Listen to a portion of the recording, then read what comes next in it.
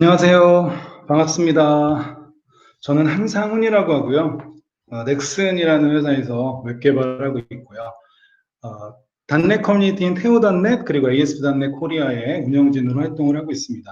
제가 오늘 가지고 온 내용은 ASP.NET의 시작 또는 재시작을 어려워하는 이들을 위한 길라잡이 이렇게 제목 좀 정해봤는데요. 어려워한다는 게 다른 의미는 아니고 그 ASP.NET을 처음 접하려고 하신다던가 아니면은 아주 예전에 하시다가 다시 해보려고 하신다거나 아니면 나는 쭉 ASP.NET 프로그래머 생활을 했는데 ASP.NET이 발전하는 거에 계속 주목하면서 달려나가지 않으셨던 분들, 그런 분들이 이제 다시 ASP.NET을 본격적으로 보려고 할 때 좀 어려움을 겪을 수가 있거든요. ASP.NET도 이제 좀 오래됐고 나이도 많이 먹고 하다 보니까 그래서 이제 그런 분들한테 조금 도움이 될 수 있는 그런 내용을 좀 가지고 와봤습니다. 먼저 왜 이런 내용을 준비했는지를 좀 설명을 드려야 될 것 같아요. 왜냐하면 오늘 제가 말씀드릴 거는 제목에서처럼 어려움을 느끼지 않는 분들은 하나도 재미가 없어요. 예. 그리고 이미 다 아는 내용이실 테고. 그래서 이제 그런 분들은 그냥 교양 수업을 하나 듣는다 이런 생각으로 하시면 될 것 같고요. 그 외의 분들한테는 조금 도움이 될 수도 있을 것 같아서 한번 가지고 와봤습니다. 먼저 최근 몇 년 사이에 단넷 플랫폼에 대한 관심이 꽤 높아졌어요. 예, 여기도 이렇게 적혀 있지만 관심은 높아졌는데 실사용이 늘었다고는 감히 말할 수 없는 그런 슬픈 현실이죠.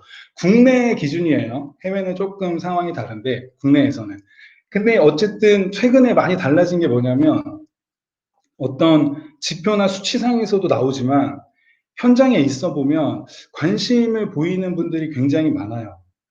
단내 코어의 등장에 아마 그게 기점이 된 것 같긴 한데 요즘에 이제 블레이저 같은 경우도 UI를 전문으로 하시는 분들도 간혹 질문을 하세요. 그 블레이저 그거 괜찮아요? 아니면 원초적인 질문도 하세요.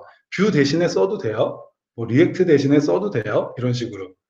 그러면은 저는 개인적으로 써도 돼요. 이렇게 답하고 싶지만 또 그렇게 꼭 말할 수는 없으니까. 아무튼 그렇습니다. 전체적으로 관심이 높아졌다. 그리고 ASP.NET도 이제 내년, 내후년이면 20살이에요.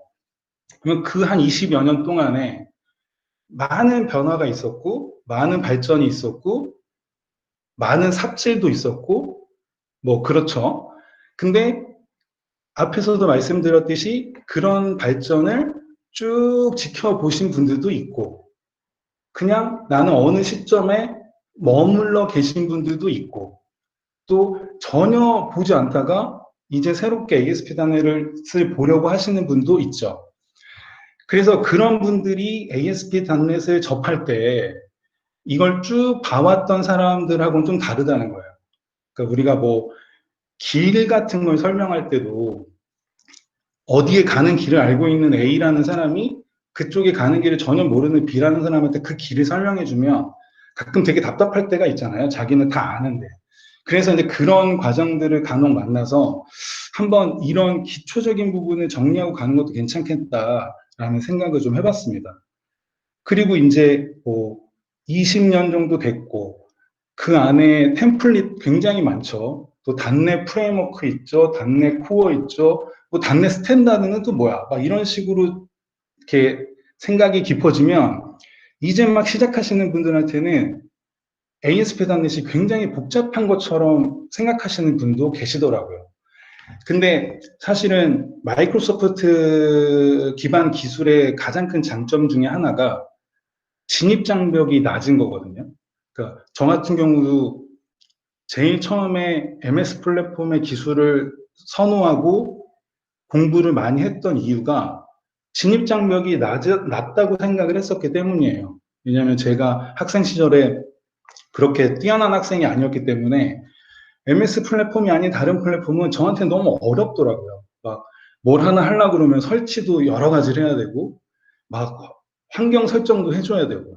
근데 MS 플랫폼은 그냥 설치 하나만 하면 다 되고, 혹은 기본적으로 다 설치가 되어 있고, 이런 게 이제 좋았어요. 근데 그런 걸 많이 느끼실 거예요. 지금 들으시는 분들도 그런 생각을 하실 텐데, 최근에 진입하려는 그 신입이라고 하면 좀 그렇죠. 그러니까 새로운 신인이라고 할게요. 신인. 아, 이름 좋네요. 신인 프로그래머 분들은 그게 되게 복잡하다고 느껴질 때도 있다고 하더라고요. 네, 그래서 한번 정리를 해야 되겠다라는 생각을 했습니다. 그리고 또 이 내용들이 너무 기본적인 내용이다 보니까 오히려 놓치는 경우가 있어요. 이게 무슨 말이냐면, 얼마 전에 제가 이제 온라인상에서 어떤 분의 질문에 댓글을 하나 달았어요. 그래서 이제 ASP.NET의 어떤 플랫폼에 대한 설명을 해드렸는데, 어떤 템플릿에 대한 설명을 해드렸는데, 그 밑에 어떤 분이 이제 제가 남긴 댓글을 이제 보완하고 잘못된 부분을 바로 잡아주시는 댓글을 달아줬어요. 그분은 상당히 실력자였어요.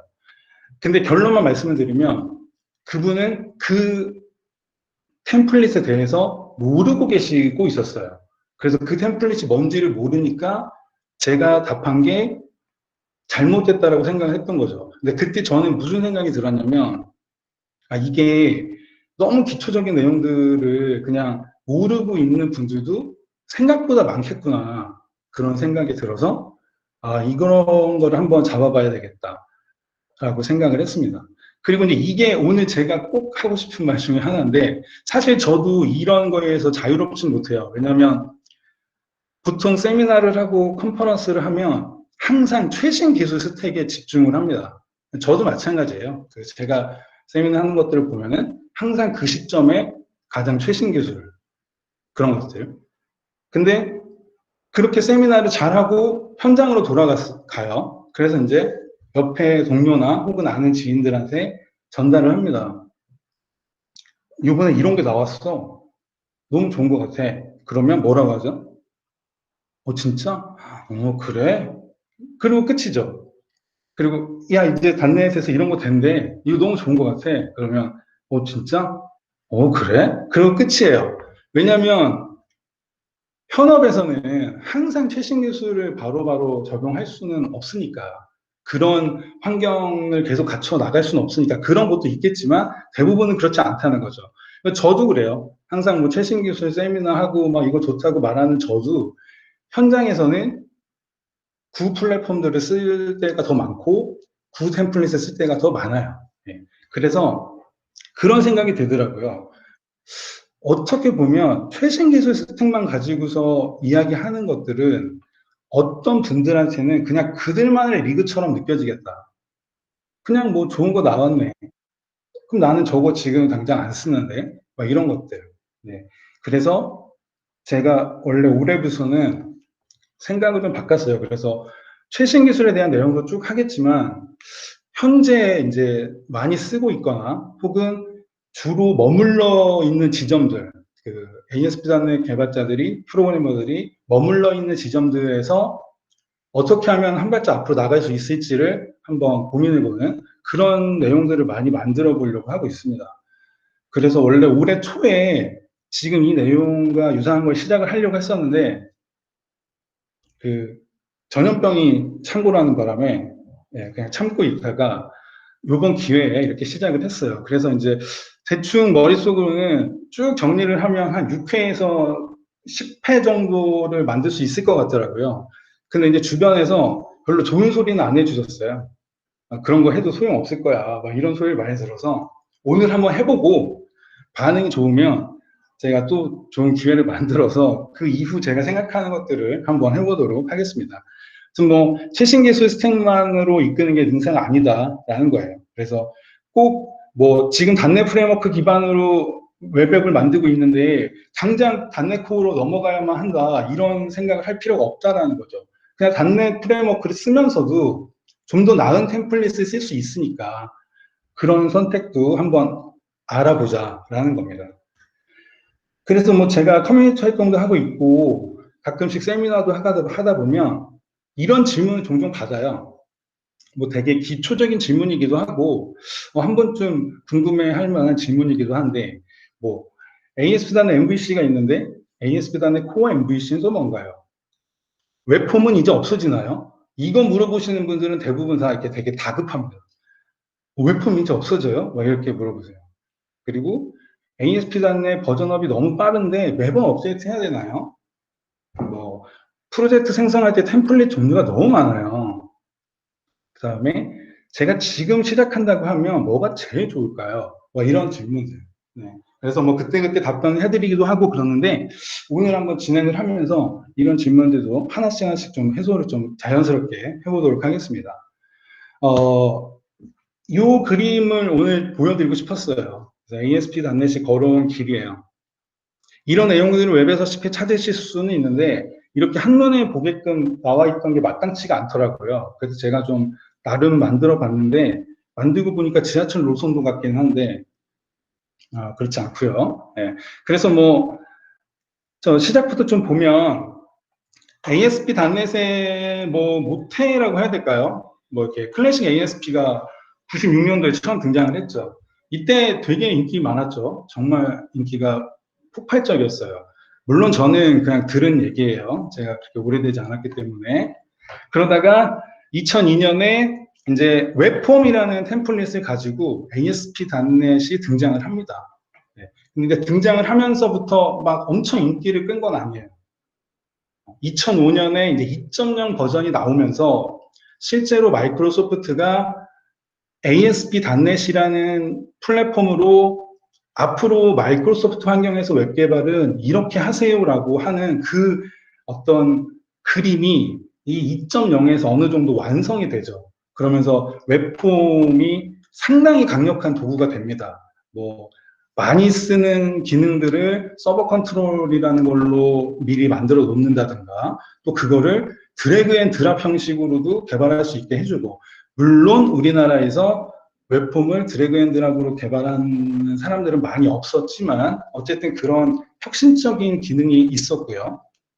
그리고 뭐 마스터 페이지 유저 컨트롤 또 유저 컨트롤 형식으로 내가 더 개선해서 쓸 수 있는 뭐 커스텀 컨트롤이라든가 그런 기타 등등 뭔가 이제 이것만 가지고 있으면 웹 개발을 되게 완벽하게 할 수 있겠다라는 생각이 들게끔 이 2.0에서 완성이 됐었어요. 그래서 이게 오피셜은 아닌데 제 기억으로는 그러니까 제가 생각할 때는 대한민국에서 ASP.NET이 가장 인기가 많았을 때가 이 2005년이지 않을까라고 생각을 합니다. 그래서 지금도 15년이 지난 지금도 이때 만들어 놓은 시스템이나 앱이 상당히 많아요. 아마 지금 듣고 계신 분들의 회사 혹은 이전 회사에서도 보신 적이 있을 거예요. 그만큼 인기가 많았고 역시 마이크로소프트의 제품은 세 번째 버전부터 써야 된다는 전설을 이어갔던 상황이었죠. 그러다가 2008년에 MVC, 그러니까 ASP.NET MVC 프레임워크가 등장을 합니다. 그래서 이제 그때 당시에 마이크로소프트보다 좀 더 먼저 다른 플랫폼 쪽에서는 MVC 패턴이 등장을 했었고요. 이 MVC 패턴이 웹 환경에서 많이 어울린다, 이거 참 괜찮다라는 말들이 계속 퍼지고 있었고, 그 상태에서 마이크로소프트가 MVC 프레임워크라고 하는 템플릿을 내놓습니다. 네. 근데 이때 약간의 벽이 하나 생겨요. 그게 뭐냐면 이 웹폼 기반으로만 작업을 하시던 분들이 이 MVC 기반으로 넘어가는 게 살짝의 그 러닝 커브가 있었어요. 그래서 이 러닝 커브를 안 타신 분들이 꽤 많습니다. 그래서 그냥 웹폼으로 쭉 가신 분들도 있고 아니면 이제 그때 뭐 자이든 타이든 다른 플랫폼으로 넘어가신 분들도 있고요. 그리고 이제 2010년에 4.0이 등장을 하면서 ASP.NET 웹 페이지스라고 하는 템플릿이 등장을 해요. 아마 이거는 모르시는 분들이 되게 많을 거예요. 예. 굉장히 MS에서 야심차게 많은 걸 넣어서 발표를 했거든요. 그래서 발표했을 당시에는 야, 이거 진짜 괜찮을 수 있겠다. 이거 진짜 빛날 수 있겠다라고 했는데 진짜 빛처럼 싹 사라졌어요. 근데 요거는 어떤 특징을 갖고 있었냐면은 그 웹 매트릭스라는 그 아이디 도구가 있었어요. 아마 지금 처음 들어보시는 분들도 많이 있을 텐데, 이제 비주얼 스튜디오가 아니라 웹 매트릭스라는 어떤 통합 아이디 도구가 있어서 그 안에서 소스 코딩만 하는 게 아니라 데이터베이스도 직접 생성을 하고 쿼리도 짜고 그 다음에 그때 당시에 이제 애저 초창기였는데 애저로 바로 웹앱을 게시하는, 배포하는 기능도 포함되어 있고, 그 다음에 뭐 그 완성 템플릿 앨범식으로 해가지고 워드프레스라든가 이런 인기 있었던 그런 완성형 템플릿들을 다운로드 받아서 소스 코드화 시킬 수 있었고, 막 그런 기능을 다 넣어놓은 거예요. 그래서 또 그때 당시에 뭐 PHP 코딩도 가능했고, 그러니까 지금 생각해 보면 요즘 끝판왕은 뭐죠? 비주얼 스튜디오 코드가 끝판왕인데, 비주얼 스튜디오 코드의 전신이라고 하기에는 조금 무리가 있지만 어쨌든 그 발판 중에 하나가 됐던 도구가 있는데, 말로 들을 때 되게 좋죠. 굉장한 것 같죠. 근데 생각보다 인기를 못 끌고 사라졌어요. 근데 그 웹페이지스라는 게 있습니다. 이거는 저렇게 생각하시면 될 것 같아요. 제가 방금 말씀드린 그런 강력한 도구와 함께 이 웹페이지스라는 템플릿은 이 MVC 그 프레임워크로 넘어가는 게 좀 러닝 커브가 있었던 분들이 좀 더 웹폼스럽게 개발할 수 있는 그런 템플릿이었어요. 네, 그런 게 등장을 했었고, 아시는 분들은 지금 잠시 추억에 잠기시면 됩니다.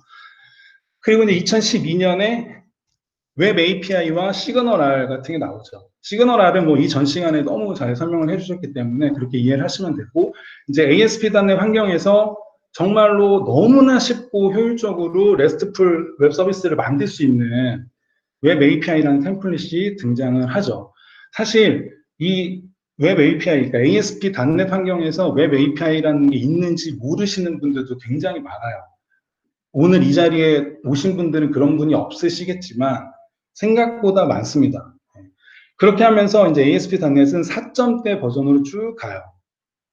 그리고 2015년에 ASP.NET 4.6이 등장을 하면서 ASP.NET VNext, 또 ASP.NET 5라는 네이밍 변경을 거치면서 2016년에 ASP.NET Core가 등장을 합니다. 이때부터는 이제 .NET 프레임워크, 기존의 풀 .NET 프레임워크와 이제 .NET Core가 등장을 해서 이원화가 되죠. 그래서 위에 이제 녹색 줄로 된 .NET 프레임워크는 그대로 또 쭉 발전을 했고요. .NET Core는 .NET Core대로 발전해 나가는 겁니다. 그래서 .NET 프레임워크 먼저 마무리를 지으면, .NET 프레임워크는 작년에 이제 4.8 버전이 나왔어요. ASP.NET 4.8. 이게 이제 공식적으로는 마지막 버전입니다. 예, 그래서 이제 이후로는 이 ASP.NET, .NET 프레임워크는 더 이상의 업데이트나 기능 추가가 없어요. 그래서 .NET 코어는 처음에 이제 1.0 버전으로 ASP.NET 코어가 나왔을 때는 기존의 .NET 프레임워크에서 쓰고 있던 MVC와 웹 API를 성공적으로 이식하는 거에 집중을 했어요. 네, 그래서 거의 그대로 혹은 더 강력하게 이식에 성공을 합니다. 여기서 이식은 그냥 그걸 그대로 가져온 게 아니고요. .NET 코어는 완전 다시 만들어진 프레임워크예요. 그러니까 다시 다 재작성이 된 거거든요. 그래서 .NET 프레임워크의 MVC와 웹 API가 그대로 넘어왔다기보다는 그 컨셉을 다시 만들어서 가져왔다. 이렇게 이해를 하시면 되고. 그리고 2017년에 레이저 페이지스라는 게 나와요. 이것도 아마 모르시는 분들이 꽤 많은데, 사실상 이 레이저 페이지스가 ASP.NET Core에서 첫 번째로 나온 웹 어플리케이션, 웹 앱을 만드는 템플릿인 거예요. 왜냐하면 그 전에 코어 MVC와 웹 API는 그 전에 있던 거를 이식한 거고, 이 레이저 페이지스는 .NET 코어 기반에서 웹 앱을 얼마나 더 잘 쉽게 만들 수 있을지라고 고민해서 나온 템플릿이고요. 그래서 뭐 이 레이저 페이지스가 가장 큰 장점은 뭐냐면, MVC 프레임워크로 웹앱을 만들어 보시고 실제로 서비스 운영을 해보신 분들은 아실 텐데, MVC 프레임워크로 이렇게 사이트가 엄청 커지거나 서비스가 길어지면은 어떤 일이 생기죠? 제일 힘든 게 컨트롤러를 관리하는 거예요. 그래서 막 컨트롤러 지옥이라고 표현도 하는데, 컨트롤러가 너무 많아지고 그 다음에 그 컨트롤러 하나에다 엄청난 액션 메서드들이 존재해서 나중에는 막 뭘 찾는 것도 되게 어렵죠. 근데 이제 이 레이저 페이지스는 페이지라는 지시어를 사용을 해가지고, 네, 뭐 오늘 소스 코드까지 다 살펴보지 못하니까 그냥 이렇게 간단하게만 말씀을 드릴게요. 이제 그 마치 웹폼처럼 폴더 하이라키 구조를 그대로 URL을 반영시키면서 MVC의 그 아이디어를 쓸 수 있는 그런 템플릿이에요. 그래서 혹시 이 뒤에 시간이 나오면 살짝 보여드릴 건데 생각보다 괜찮습니다. 예, 생각할 때 기대하시는 것 이상의 템플릿이라고 보시면 돼요. 그리고 이제 2018년에 단넷 프레임워크에 있는 시그널이 이제 단넷 코어에도 적용이 되고요. 적용되면서 좀 더 강력해졌어요. 그 부분은 이 전 시간에 잘 설명해 주셔서 감사드리고요.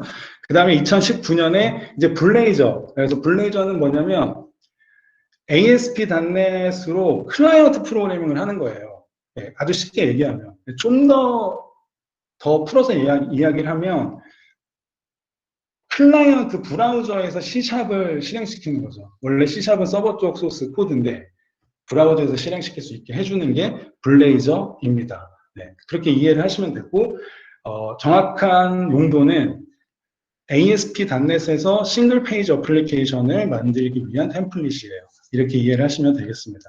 그리고 이제 올해 11월에 .NET 5라는 이름으로 다음 버전이 나옵니다. 아까 위에서 .NET 프레임워크가 이제 4.8에서 스톱을 한다고 했잖아요. 그러면은 .NET 코어는 계속 가고. 근데 이제 .NET 프레임워크가 없으니까 굳이 .NET 코어라는 네이밍을 붙일 이유가 없다. 그래서 이제 .NET이라는 네이밍으로 가는 거고요. 순서상으로는 .NET 코어 3.1 다음이니까 3.2 다음이 될 수도 있겠죠. 근데 다음이니까 .NET 4여야 되는데 .NET 프레임워크 쪽에 보면은 .NET 프레임워크 4점대에서 멈춰 있고 또 그 4점대가 한 10년 이상 갔기 때문에 헷갈릴 수 있다. 그래서 .NET 5라는 이름으로 선택을 했다고 합니다. 그래서 올해 11월에 5가 나오고요. 이 뒤로는 1년마다 .NET 6, .NET 7, .NET 8 이런 식으로 발전해서 나갈 예정이에요. 그럼 이번에 이제 간단히 ASP.NET Core랑 ASP.NET을 초간단 비교 한번 해볼게요. 뭐 ASP.NET Core와 ASP.NET 그냥 이거죠. .NET Core와 .NET 프레임워크를 비교하는 거죠.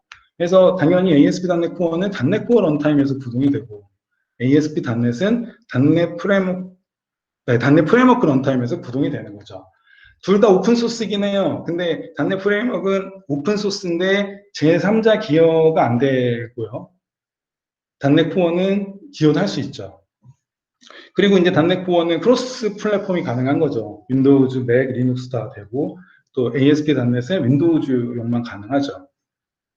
그리고 이제 가지고 있는 템플릿들도 뭐 코어 MVC, 뭐 레이저 페이지스, 블레이저 같은 게 ASP.NET 코어에 있고 ASP.NET 쪽에는 웹폼, 뭐 웹 API, 웹 API 둘 다 있고요. 또 웹훅스라고 또 있었어요.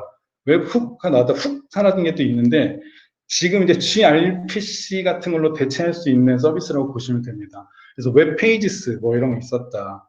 그리고 이제 ASP.NET 코어는 기기당 다양한 버전을 설치할 수 있어요. 그래서 만약에 요구사항 중에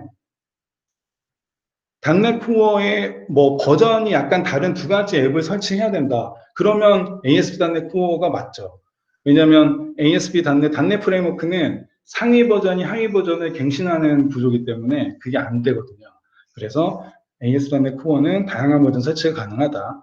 그 다음에 IDE 도구로는 ASP.NET은 그냥 비주얼 스튜디오 하나죠. 물론 비주얼 스튜디오 코드에서도 만들 수 있는 템플릿이 존재하고 여러 가지 몇 가지 설정을 거치면 코드에서도 할 수는 있어요. 근데 이제 그거는 뭔가 막 억지로 맞추는 느낌이어서 그냥 비주얼 스튜디오에서만 가능하다라고 보면 되고 ASP.NET 코어는 비주얼 스튜디오든 뭐 비주얼 스튜디오 4 맥도 있고요. 비주얼 스튜디오 코드 또 사실 런타임 빌드가 가능하기 때문에 그냥 코드 작성기면 어디서든 가능하다라고 보면 되죠. 하지만 뭐 주로 사용하는 건 비주얼 스튜디오 그리고 비주얼 스튜디오 코드 이렇게 생각하시면 되겠습니다. ASP.NET 코어는 뭐 ASP.NET에 비해서 상대적으로 보다 고성능이에요. 뭐 ASP.NET도 충분히 양호한 성능을 내지만 근데 이 .NET 코어에 대한 성능에 대한 이야기는 이제 더 할 필요가 없을 것 같아요. 예, 뭐 하시는 분들은 아시겠지만 이미 거의 최상위에 올라가 있습니다. 그리고 다음 버전이 나올 때마다 더 본인을 갱신하는 구조로 나오기 때문에 이제 .NET 코어를 가지고서 성능이 좋아졌어요. .NET 코어는 성능이 좋아요라는 말은 굳이 하지 않아도 될 것 같아요. 그리고 ASP.NET 코어는 .NET 코어 기반이니까 앞으로 지속적으로 업데이트가 됩니다. 계속 버전업이 된다는 소리죠. 근데 ASP.NET의 .NET 프레임워크는 앞으로는 이제 기능 추가가 없고 업데이트도 없어요. 네. 근데 이제 이게 약간 부연 설명이 필요한데 없어지는 거는 아니에요. 네. 근데 이게 되게 중요하거든요. 기능 추가나 업데이트가 되지 않는다라는 거랑 아예 없어진다는 건 굉장한 차이가 있죠. 네. 근데 제가 작년인가 그 어떤 마이크로소프트 직원분께서 약간 프라이빗한 세미나를 하는 걸 들었는데, 물론 그분은 이 ASP.NET 전문가가 아니셨어요. 근데 이제 본인의 전문 분야가 있는데 좀 보너스로 이쪽 설명을 좀 해주셨는데, 이제 그때 그분이 너무나 이렇게 당당하게 .NET 프레임워크 이제 없어집니다라고 말씀을 하신 거예요. 근데 저는 이제 이해를 하죠.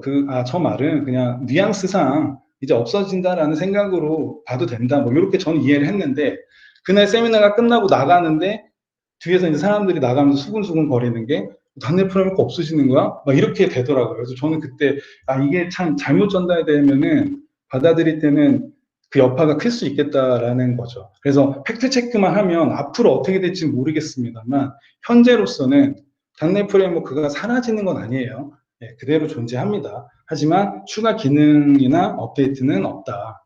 이렇게 이해를 하시면 됩니다. 원래 제가 이거 좀 길게 잡고 있다라고 했잖아요. 그래서 이제 그 데모를 좀 욕심을 많이 냈어요. 그래서 그 ASP.NET의 모든 템플릿들을 가지고서 그 간단하지만 똑같은 그 기능을 하는 앱들을 하나씩 만들어 보는 걸 쭉 해보고 싶었거든요. 그게 되게 의미가 있을 것 같아서. 근데 그걸 오늘 하기에는 너무나 시간도 없고, 또 이 온라인상으로 이렇게 하니까 이렇게 막 비주얼 스튜디오를 열고 뭔가를 막 만들고 하는 게 좀 그렇게 자연스럽진 않은 것 같더라고요. 그래서 오늘은 좀 설명을 좀 많이 하려고 말을 좀 길게 하고 있습니다. 그래서 데모를 딱히 보여드리진 않을 것 같고요. 그래서 이제 결론부터 그냥 바로 던지고 싶어요. 어, 신규 구축이나 리뉴얼 구축이다. 그러면 사실상 그냥 ASP.NET 코어를 선택하는 게 좋습니다. 제가 ASP.NET 코어를 선택하는 게 맞습니다라고는 말씀을 안 드릴 거예요.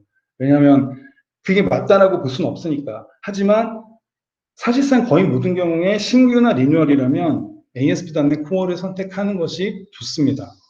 뭐 그 밑에 쭉 이런 경우들이죠. .NET 코어의 특징이긴 하지만 크로스 플랫폼 지원해야 되는 거 해야 한다면, 그 다음 마이크로 서비스 아키텍처를 생각하고 있다면 좀 더 거기에 .NET 코어가 맞춰져 있으니까. 그리고 컨테이너를 쓴다.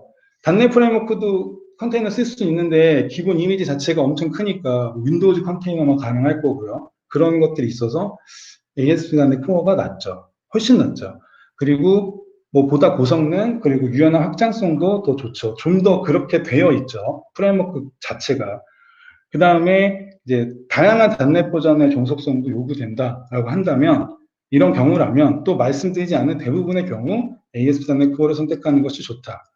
하지만 기존에 잘 운영 중인 앱이라면 굳이 마이그레이션을 할 필요는 없다. 네, 이게 제가 앞에서도 계속 .NET 프레임워크는 없어지지 않습니다라고 말씀드렸던 그 이유거든요. 그래서 기존에 잘 운영되고 있는 거를 뭐 굳이 바꿀 필요 없죠. 물론 그냥 내가 이거를 충분히 바꿀 수 있을 정도 규모의 앱이라면 괜찮죠. 근데 그게 아니라면 굳이 이거를 마이그레이션 하시려고 하지 말고 부분 리뉴얼식으로 발전해 나가든가 아니면은 확장을 하면서 ASP.NET 코어의 템플릿들을 좀 도입해보는 것도 좋은 방법이다. 이렇게 생각을 하고요. 그 다음에 직접적인 도입이 어려우면 현재 상태에서 바로 활용이 가능한 템플릿들도 있어요. 이게 이제 실제 예가 뭐가 있냐면, 아까 그 ASP.NET 웹폼이나 .NET 프레임워크 환경의 웹폼이나 그 MVC 프레임워크에 멈춰 있는 분들은 중에서 만든 앱을 보면 간단한 뭐 AJAX 통신을 하는 부분이 있다. 그러면은 이제 A라는 페이지가 있고 A라는 페이지가 어떤 걸 호출을 해서 AJAX 통신에서 데이터를 가져오는 구조라고 봤을 때 보통 어떻게 만들어진 경우들이 많냐면, 웹폼이면은 AX, PX 파일이 하나 있어요, 페이지가. 그리고 그 페이지에서 뭔가 데이터 핸들링이나 프로세싱이 처리되고 나서 리스폰스 라이트 같은 걸 이용을 해서 데이터를 탁 찍어내죠. 그러면은 그 데이터를 읽어온다든가, 또 MVC는 뭐 뷰에서 혹은 컨트롤러에서 준다든가, 이렇게 많이 하는데, 사실 이 부분은 그냥 ASP.NET의 웹 API라는 템플릿만 사용을 하면 굉장히 쉽게 세련된 코드로 바뀔 수가 있죠. 훨씬 더 효율적인 코드로. 그래서 이제 이런 걸 어디 세미나에 가서 들은 사람이 있다고 쳐요. 들었어요. 너무 좋아. 저거 해야 되겠다. 그래서 이제 구글에서 현 시점에 뭐 웹 API 이렇게 검색을 해보면 90% 이상이, 아니 한 100%다 단넷 코어 기반의 웹 API 이야기가 나올 거예요. 예, 자기가 이제 직접 독스나 이런 데 들어가서 찾아보지 않는 한. 그러면은 벽이 탁 생기는 거죠. 나는 아직 단넷 코어를 도입하지 않았어, 우리는. 근데 이 웹 API랑은 너무 괜찮아 보여. 근데 검색했더니 단넷 코어 기반이네? 아, 그럼 뭐, 못 쓰는 거네? 이렇게 되는 거예요. 예. 아까 말씀드렸다시피 이미 단넷 프레임워크에도 웹 API가 있는데, 예. 그래서 웹 API라는 것만 쓰고 싶은 거라면 굳이 단넷 코어로 가지 않아도 바로 사용을 할 수 있다는 거죠. 그러니까 이제 그런 식으로 발전을 해 나가는 것도 방법이다라는 거죠. 그걸 설명을 드리는 겁니다. 자, 근데 뭐 나는 남자다. 네, 그래서 AS.NET 코어로의 마이그레이션을 하고 싶다. 내가 지금 하고 있는 걸 라고 했을 때 이제 몇 가지 확인 사항이 있어요. 네, 첫 번째는 마이그레이션이 가능한 상황인지 봐야 돼요. 일단 마음가짐. 본인이 마음이 내 마음가짐이 잘 잡혔는지, 내가 어떠한 역경과 그 혼란이 오더라도 이겨내고 끝까지 갈 건지에 대한 마음가짐이 필요하고, 그 다음에 함께하는 동료, 이거 되게 중요합니다. 특히 구조가 좀, 그러니까 규모가 큰 조직에 있으신 분들은 사실 그렇잖아요. 새로운 거 도입하려고 하거나 뭔가 바꾸고 싶을 때 나만 생각하면 안 되죠. 네. 옆에 계신 동료가 같은 뜻인지, 그 사람도 마음가짐이 돼 있는지. 왜냐하면 뭐 인수인계 같은 게 되게 자주 일어나는 조직들도 있고 그렇다 보니까 그게 또 중요해요. 그 다음에 관련 부서 담당자도 필요합니다. 뭐 중앙 모듈을 뭐 만들어주는 팀이 있다든가, 또 뭐 어떤 서드 파티를 준다든가, 이런 것들이 많이 있잖아요. 근데 그런 경우에도 이게 내가 단넷 코어로 넘어갔을 때 가능한지, 그런 것들도 잘 봐야 돼요. 예. 그리고 이제 무엇보다 중요한 회사 시스템 인프라. 이 시스템 인프라를 봐주는 팀이 따로 있는 회사일 때 그쪽에서도 준비가 돼 있는지, 그런 것들을 잘 살펴보셔야 됩니다. 그 다음에 이제 단넷 코어에서 지원되지 않는 기반 기술들이 있어요. 가장 대표적인 게 웹폼, 단넷 코어에 없죠. 그러니까 웹 페이지스, 단넷 코어에 없고, WCF 클라이언트를 구성해서 사용할 수는 있는데 WCF 자체는 없어요. 그리고 워크플로우 관련 서비스들, 워크플로우 파운데이션, 워크플로우 서비스, 또 뭐 있죠, 메이디오.넷 서비스, 이런 것들이 없고, 지금 말씀드린 건 거의 다 향후 예정으로도 고려되지 않고 있는 걸로 알고 있어요. 예. 그러니까 이런 것들로 지금 구축해 놓은 게 있으시다면 이런 부분들은 아예 새로운 걸로 바꾸거나, 예, 그렇게 가셔야 되는 거죠. 예. 그 다음에 사용하고 있는 서드파티 라이브러리나 누계 패키지들 중에서 단넷 프레임워크 전용인 것들이 또 있죠. 예. 그래서 그런 것들을 잘 판단을 하셔야 돼요. 그래가지고 단넷 코로 넘어가도 되는지. 근데 아마도 뭐 정말 이제 우리가 쉽게 표현했을 때 어디서 막 들어보지도 못한 듣보잡이라고 하죠. 그런 듣보잡 프로그램이나 그 라이브러리나 누계 패키지를 쓰지 않으실 테니까 웬만하면은 단넷 코어 버전이 다 존재할 거예요. 예, 다 존재할 건데 그렇지 않은 경우도 반드시 있으니까 그런 것도 살펴봐야 된다라는 거죠. 그리고 나서는 이제 아래 제가 3개 정도의 문서를 지금 연결해 드렸는데요. 우선은 요거를 먼저 좀 보시는 게 좋아요. 이쪽에 가면은 제가 방금 말했던 것들도 설명이 잘 되어 있고, 특히 세 번째 이 단넷 이식성 분석기라고 해야 되죠. 이거를 사용해 보시면 어떤 모듈들이 단넷 프레임워크에서 되고, 뭐 단넷 코어에서 되고, 뭐 이런 것들을 한눈에 볼 수 있게끔 그렇게 잘 되어 있습니다. 네. 그래서 그런 부분들을 확인해 보실 수 있는 그런 내용들을 좀 걸어 드렸고요. 네. 그래서 다시 좀 앞으로 좀 지나가서 여기를 보고 이제 좀 제가 말씀을 좀 드리고 싶은 게 뭐냐면, 제가 그 ASP.NET 관련 커뮤니티 막내 생활만 지금 13년 정도 하고 있거든요. 예. 그러다 보니까 굉장히 많은 분들과 대화를 많이 할 기회가 많았어요. 막 뭐 모임 같은 거 하면 연락도 제가 주로 하고 막 그러니까. 근데 그럴 때마다 뭔가 얘기를 들어보면 이 ASP.NET이 걸어온 길에서 주로 멈춰 있는 부분들이 특징이 있더라고요. 예. 그래서 제가 아까 앞에서도 설명을 드렸지만 제일 많이 멈춰 있는 부분이 의외로 이 단넷 2005년에 이 AS 단넷 2.0 여기에요. 여기에 생각보다 많이 머물러져 있습니다. 그래서 웹폼 이후로 잘 안 넘어가신 거예요. 근데 이제 그런 분들이 있거든요. 아닌데 우리는 단넷 프레임워크 4점대를 쓰는데 라고 하시는데 잘 보면 기반 프레임워크는 4.0으로 넘어갔는데 실제 구현된 거는 2.0 기반이에요. 근데 그게 왜 그럴 수밖에 없냐면 보통 이제 새로운 기능을 만들고 할 때 이제 이전 거를 기준으로 만드는 경우가 많아요. 특히 이제 너무 뭐 규모가 크다 이러면은 막 내가 빡 건드리기가 좀 부담스러운 그런 솔루션들이 있잖아요. 그러면 이제 어떤 기능 추가를 할 때마다 그 전 거를 기준으로 하는 거죠. 이게 계속 그런 거예요. 그러면 그 다음 사람도 그 전 거를 기준으로 하고, 그 다음 사람도 그 전 거를 기준으로 하고, 이게 계속 반복되니까 그냥 아주 예전에 만들어 놓은 스타일이 지금까지 오는 거죠. 아마 공감하시는 분들 꽤 있으실 건데, 주로 여기에 멈춰 있는 분들이 많더라. 그 다음이 이제 여기에 멈춰 있는 거죠. MVC까지는 왔어. 근데 이제 MVC도 버전이 5까지 있는데 주로 3 정도에 많이 멈춰 계시더라고요. 네. 근데 이제 3에서 멈추신 분들은 사실 5까지 안 간 이유들이 뭐 많아요. 왜냐하면 그 시점부터 우리나라에서 단넷이 막 제가 뭐 이런 말 말씀드리면은 제 살 깎아먹는 거지만 곤두박질하기 시작하죠. 안 쓰고 다. 그러니까 버전업을 못한 거죠. 그래서 MVC 3에 멈춰 계신 분들이 생각보다 많고 그래서 제가 오늘도 말씀드렸지만 여기를 안 가신 분들이 꽤 있더라고요. 그래서 아마 시그널 알고 이런 게 있었어? 라고 하신 분들이 계실 거고 웹 API도 뭔 소리지? 웹으로 API 만들면 그게 웹 API 아닌가? 막 이렇게 생각하시는 분들도 분명히 있을 거죠. 근데 이제 그런 분들이 잘못됐거나 뭐가 문제가 있다라는 말씀을 드리는 건 절대 아니에요. 그냥 그런 분들도 있는 거죠.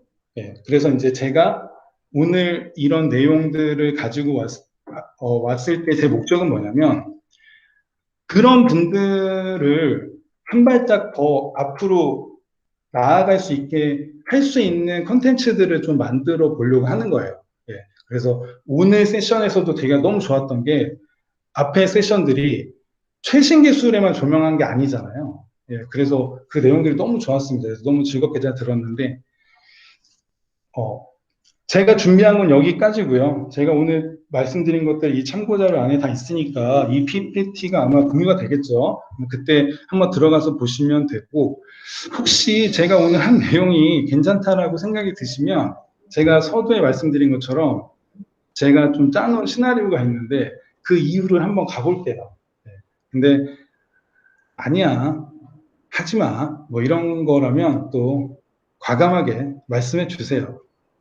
너무 늦게까지 때문에 여기서 좀 저는 마무리를 짓는 걸로 할게요. 예, 고생하셨습니다. 한상우님 발표를 들으면서 좀 보충하면 좋겠다 싶은 내용들이 몇 가지가 있어서 저도 한 꼭지 좀 보태겠습니다. 일단은 지금 윈도우즈 기반의 ASP.NET이나 .NET 프레임워크는 눈썰미 좋으신 분들은 보셨을 수도 있을 텐데 대체로 IIS 7을 이후로 하는 그런 시스템 위에 많이 얹혀져 있어요. 사실은 이게 .NET 프레임워크가 모노라던가 다른 얼터너티브 구현체들이 많음에도 불구하고 크로스 플랫폼으로 잘 못 넘어갈 수밖에 없었던 이유가 ASP.NET이 뭐 .NET 프레임워크 기반으로 되어 있는 친구들은 전부 그 IIS 위에서 돌아갈 것이다라는 전제 아래에서 설계된 것들이 많아요. 심지어는 아까 처음에 나왔던 시그널R마저도 맨 처음에는 이제 IIS가 무조건 최신 버전이어야만 웹소켓 프로토콜을 쓸 수 있다.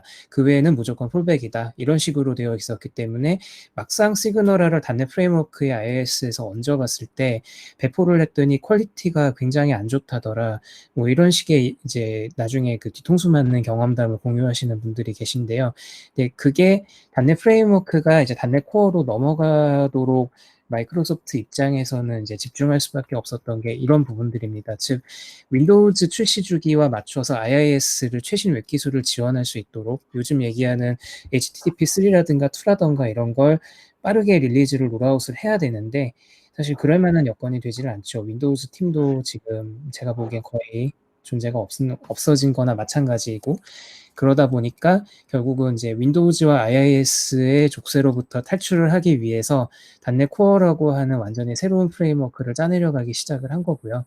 동시에 이제 이 .NET 코어가 어느 날 갑자기 갑툭튀한 건 아니고요. 사실은 그 오인이라고 하는 그 카타나라고 하는 구현체를 갖고 있는 오인이라는 그 인터페이스를 실험적으로 커뮤니티에서 처음에 만들었던 적이 있어요. 근데 이게 지금까지 쭉쭉쭉 발전을 해와서 이제 우리가 아는 .NET 코어가 됐고 그리고 .NET 코어가 .NET 5로 이제 이름을 재편하게 된 거죠.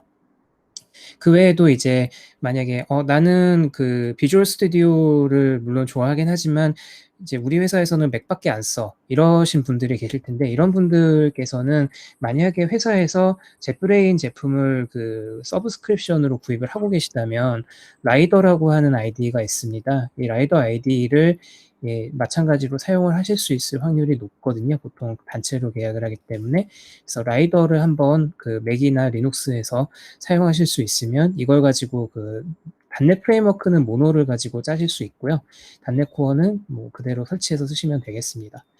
그 외에도 네, 아까 기존 ASP.NET 프레임워크 기반의 사이트를 이제 부분적으로 리뉴얼하는 것에 관해서 저도 좀 보태고 싶은 내용이 있는데요. 제가 이제 조만간 그 출시할 번역서 중에 그 윈도우즈 도커에 관련된 내용을 다루는 책이 있습니다. 이 책 같은 경우는 좀 다른 방법으로 특이하게 접근하긴 하는데요. 어쨌든 기존의 그 너드 디너라고 하는 클래식 ASP.NET 웹 애플리케이션 샘플을 도커로 만든 다음에 할 수 있는 여러 가지 리뉴얼 과정들에 대해서 굉장히 재미있게 잘 설명해 놓은 책이 있습니다.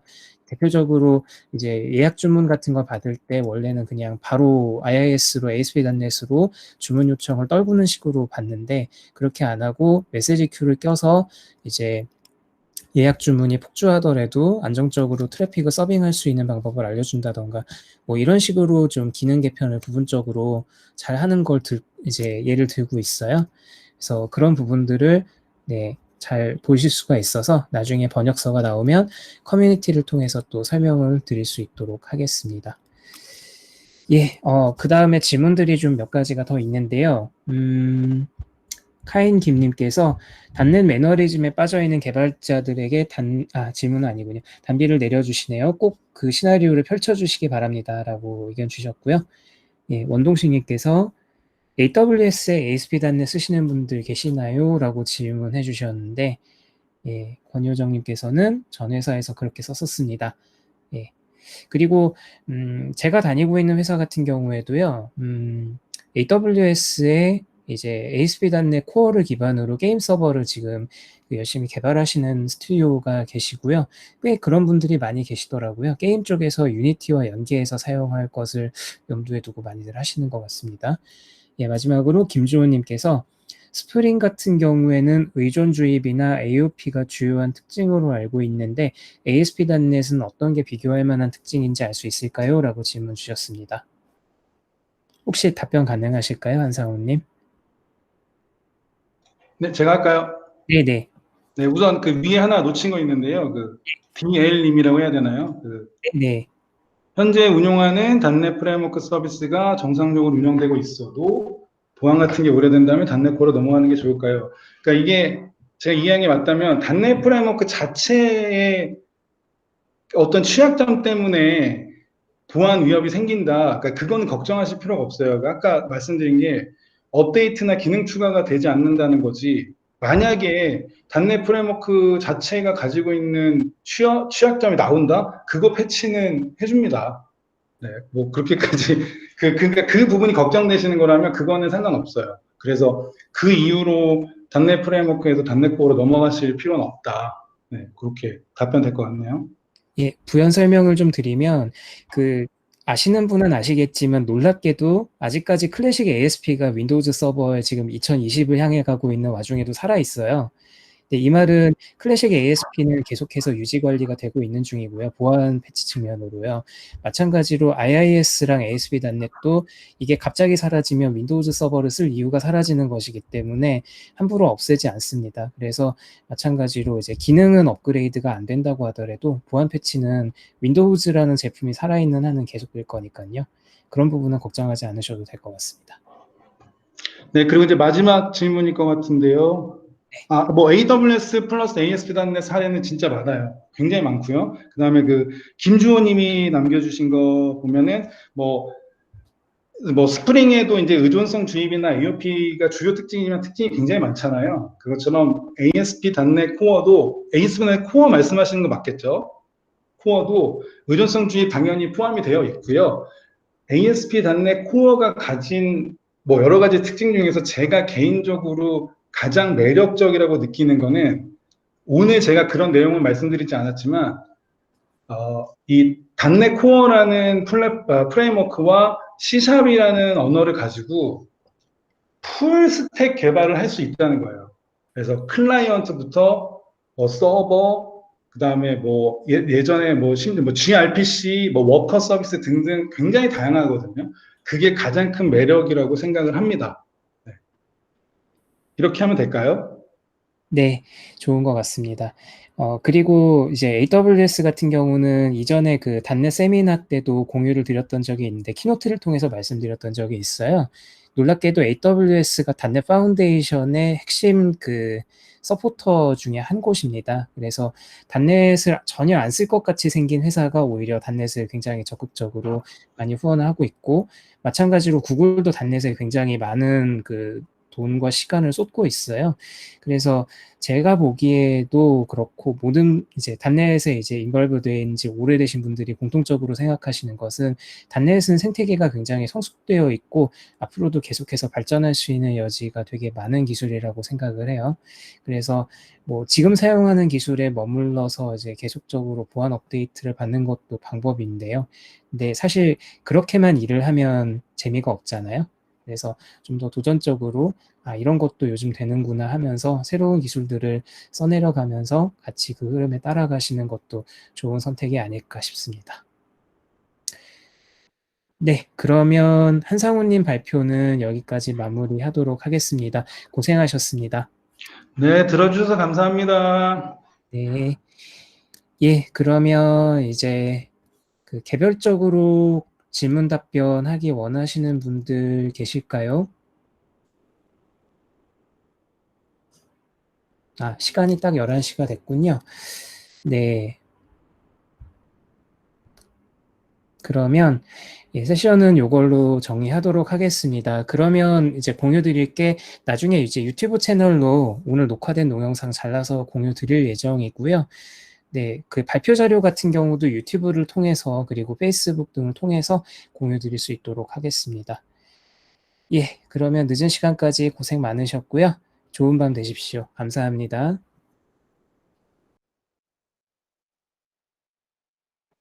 네. 유튜브 채널명은요. 잠시만요.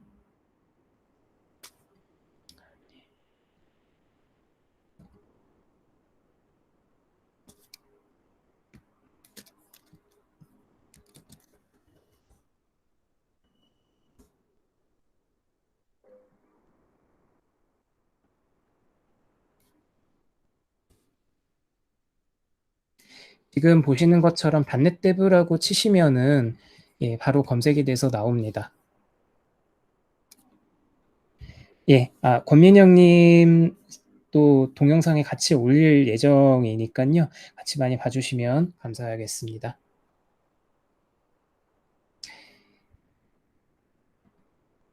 그렇군요. 알겠습니다.